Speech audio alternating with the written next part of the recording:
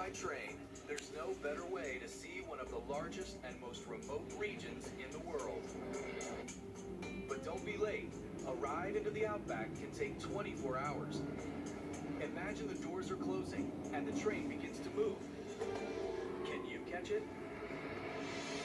True or false? You can safely jump on a train as long as it's moving less than 10 miles an hour. Olympic sprinters can easily top 20 miles an hour. But the answer here is still false. Jumping onto moving trains is stuff of blockbuster movies and should never be attempted in real life. You could physically injure yourself on the side of a train while you're trying to board it. It's just not worth the risk. Tourist Chad Vance is late for his train and makes a dangerous choice. So I'm running and I grab onto that railing and swung myself in. I definitely, thought that I just grab on and continue trying to get somebody's attention, but it didn't work that way. As the train accelerates to more than 50 miles an hour, Chad realizes the magnitude of his mistake. There was no way to get anyone's attention. Yeah, I believed I was going to be out on the stairwell for at least 24 hours. And I had my camera on me, so I thought if I die, I probably want to tell my friends and family what happened and, say goodbye and whatnot. I don't know if you can hear me right now, but I came back like a minute late to the train after we got off. I tried furiously to bang on the windows and get somebody to stop the train, but they wouldn't do it. Here I am now on the bloody steps of the train. No way to get it.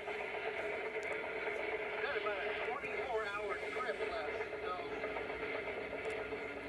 Now it's you stuck in the stairwell of a train, and the next stop isn't for 24 hours. What are you going to do? Tourist Chad Vance is trapped on the outside of a moving train in Australia, and the next stop isn't for 24 hours. Now it's you stuck on the stairwell of a train. What are you going to do? A.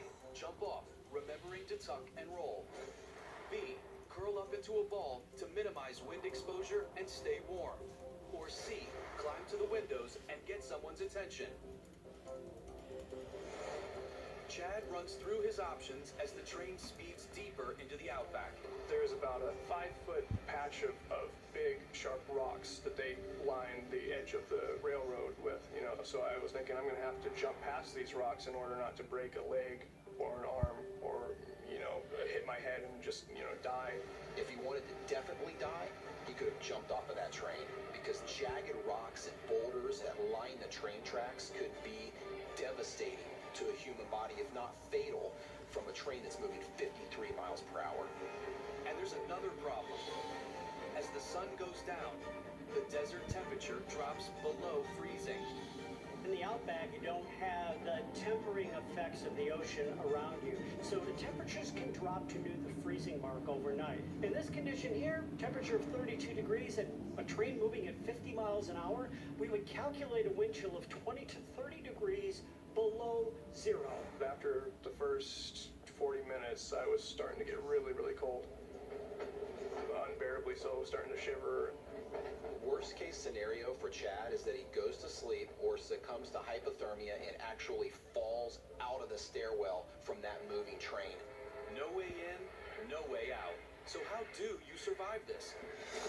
Jumping off and climbing around a moving train could both be deadly mistakes. The only answer is B.